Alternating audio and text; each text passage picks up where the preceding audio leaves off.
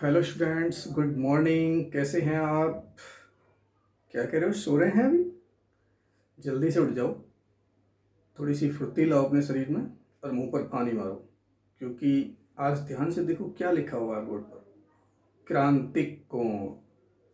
क्रांतिक क्रांति। तुम्हें भी अपने जीवन में क्रांति लानी है आने वाली बोर्ड परीक्षा 2021 में। तो मैं आपके साइंस का टीचर आज फिर उपस्थित हूँ आपके लिए एक नया टॉपिक लेकर के, क्रांतिक कोण। हम आपको पढ़ा रहे थे प्रकाश का अपवर्तन, और अपवर्तन में हमने आपको पढ़ाया था कि जब कोई प्रकाश की किरण एक माध्यम से दूसरे माध्यम में जाती है तो अपने मार्ग से कुछ विचलित हो जाती है। इस घटना को ही हम प्रकाश का अपवर्तन कहते हैं।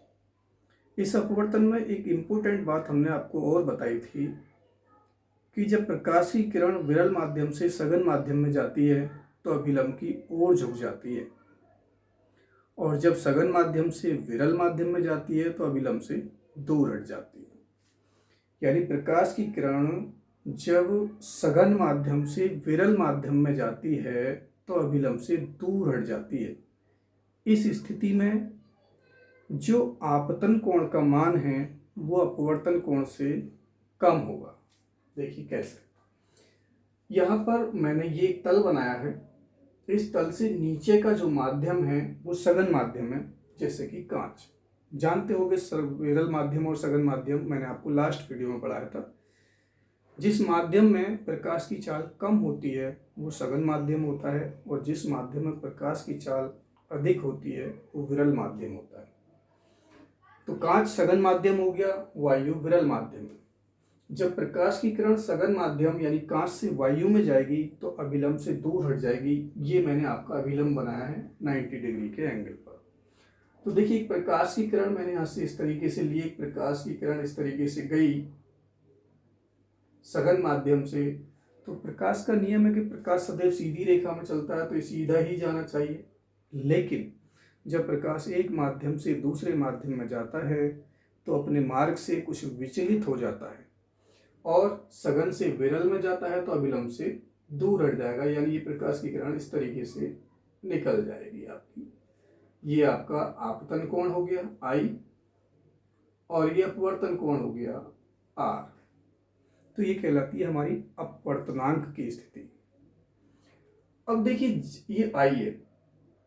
मैं क्या काम करूंगा, जैसे जैसे इस I का मान बढ़ाऊंगा इस आपतित किरण को हम थोड़ा सा ऊपर उठाएंगे इस तरीके से, तो ये वाली किरण नीचे को झुकती जाएगी, और उठाएंगे और नीचे को झुक जाएगी। एक स्थिति ऐसी आती है कि ये जो अपवर्तित किरण है इन दोनों माध्यमों को अलग अलग करने वाले तल के अनुदिश निकल जाती है। कैसे? देखिए, मैंने इस किरण को थोड़ा सा ऊपर उठाया, ये नीचे को झुक गई, और थोड़ा ऊपर उठाया और नीचे को झुक गई, और थोड़ा ऊपर उठाया, बिल्कुल ऐसे निकल गई। यानी ये आपतन कोण का मान जैसे जैसे मैंने बढ़ाया तो एक स्थिति ऐसी आई कि ये प्रकाश की जो किरण है, देखिए ये प्रकाश की किरण यहाँ से जब निकली तो वो ना ऊपर गई ना नीचे आई, सीधी इस तल के अनुदिश निकल गई, यानी ऐसे, यानी इस तल पर चली गई सीधी। ये आपतित किरण, आपतन कोण यहाँ, और अब अपवर्तन कोण आपका ये बना, यानी 90 डिग्री का हो गया। फिर से सुनो, जब प्रकाश की किरण सघन माध्यम से विरल माध्यम में जाती है तो अभिलंब से दूर हट जाती है। देखिए, सीधी जानी चाहिए थी लेकिन अभिलंब से दूर हट गई, तो ये हमारा अपवर्तन कोण हो गया। जैसे जैसे आपतन कोण का मान बढ़ाया जाता है, यहाँ पर क्या है, ये जो आपतन कोण है ये छोटा है अपवर्तन कोण से। अब जैसे जैसे मैं इस आपतन कोण का मान बढ़ाऊंगा अपवर्तन कोण का मान भी बढ़ता जाएगा, और एक ऐसी स्थिति आती है कि इस आपतन कोण के लिए जैसे ही हम इसको बढ़ाते चले गए तो एक ऐसी स्थिति आती है कि अपवर्तन कोण का मान 90 डिग्री हो जाता है, और इस स्थिति को ही, इस विशेष स्थिति को ही हम क्रांतिक स्थिति कहते हैं। और जिस स्थिति पर ये अपवर्तन कोण का मान 90 डिग्री होता है उस कोण को हम क्रांतिक कोण कहते हैं, जिसे C से प्रदर्शित करते हैं। और देखिए, अगर मैं इस कोण का मान और बढ़ाता हूँ, मान लो ये किरण हमारी इस तरीके से गई, ये आई का मान और बढ़ गया, तो अब ये प्रकाश की किरण इसी माध्यम में वापस लौट आएगी। अब आपका परावर्तन कोण ये होगा। ये कहलाती है आपकी अपवर्तन की स्थिति। अपवर्तन की स्थिति है बेटा ये।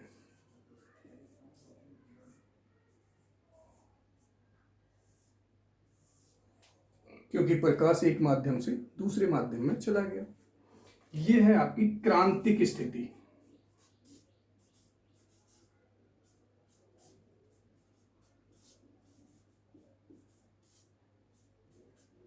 जिसमें जो आई है ये आपका सी कहलाता है, क्रांतिक कोण।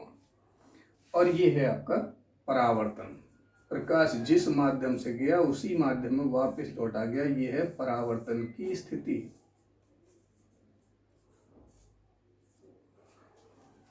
तो देखिए आपको क्रांतिक कोण की परिभाषा कैसे लिखनी है। एक विशेष आपतन कोण जिसके लिए अपवर्तन कोण का मान 90 डिग्री हो जाता है, उस विशेष आपतन कोण को क्रांतिक कोण कहते हैं, जिसे सी से प्रदर्शित करते हैं। देखिए अब हम लिखते हैं क्रांतिक कोण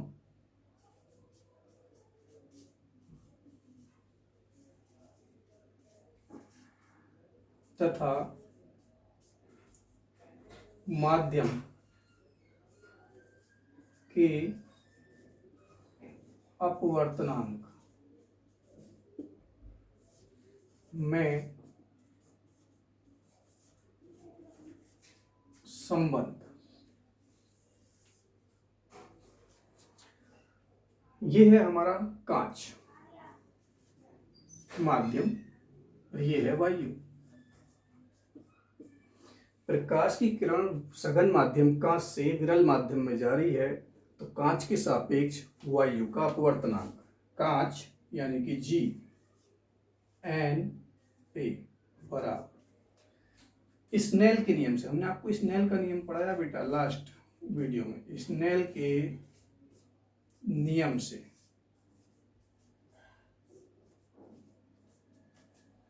ये होता है आपका साइन आई बटे साइन आर बराबर जी एन ए। जी एन ए, जी का मतलब कांच, ए का मतलब वायु। जी एन ए यानी कि कांच के सापेक्ष वायु का अपवर्तनांक बराबर साइन आई। आई देखिए, आई जो है क्रांतिक कोण के लिए, आई हमारा आपतन कोण जो है वो सी कहलाता है, अपॉन में आर, और आर जो है यहाँ पर ये है हमारा आर है जो कि 90 डिग्री हो गया। G N A sine C, sine 90 का मान 1 होता है। कांच के सापेक्ष वायु का अपवर्तनांक, अब चूंकि क्रांतिक कोण हमेशा सघन माध्यम में बनता है, अगर मैं निकालूं वायु के सापेक्ष, क्योंकि हम अधिकतर अपवर्तनांक वायु के सापेक्ष ज्यादातर निकालते हैं, तो जी एन ए को हम लिख सकते हैं, ये फॉर्मूला होता है कि जी एन ए बराबर होता है 1/a/n_g।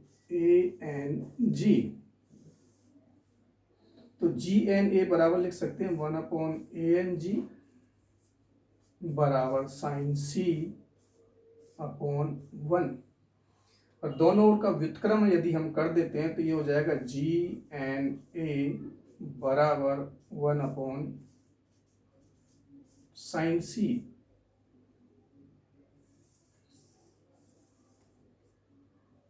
उल्टा कर दिया ये, ओ सॉरी, ए ऊपर आएगा और जी नीचे आएगा,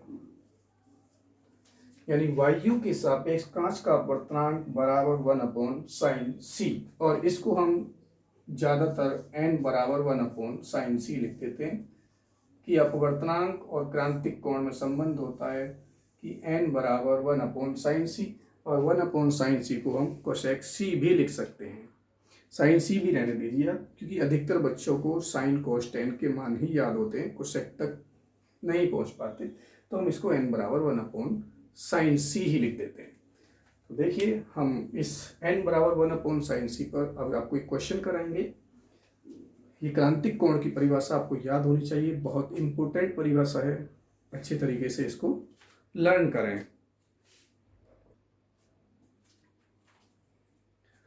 देखिए क्वेश्चन है, वायु के सापेक्ष किसी द्रव का क्रांतिक कोण 45 डिग्री है, वायु के सापेक्ष उस द्रव का अपवर्तनांक ज्ञात कीजिए। वायु के सापेक्ष किसी द्रव का क्रांतिक कोण को बेटा c से प्रदर्शित करते हैं, c बराबर 45 डिग्री।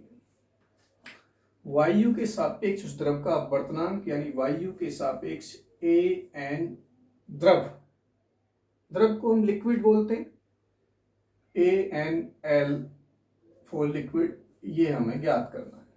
ठीक है, अभी हमने एक फार्मूला पढ़ाया आपको ANG बराबर 1/sin c, तो हम वहां पर लिख सकते हैं ANL, जैसे वायु के सापेक्ष कांच का अपवर्तनांक था, ऐसे वायु के सापेक्ष लिक्विड यानी कि द्रव का अपवर्तनांक बराबर 1/sin c।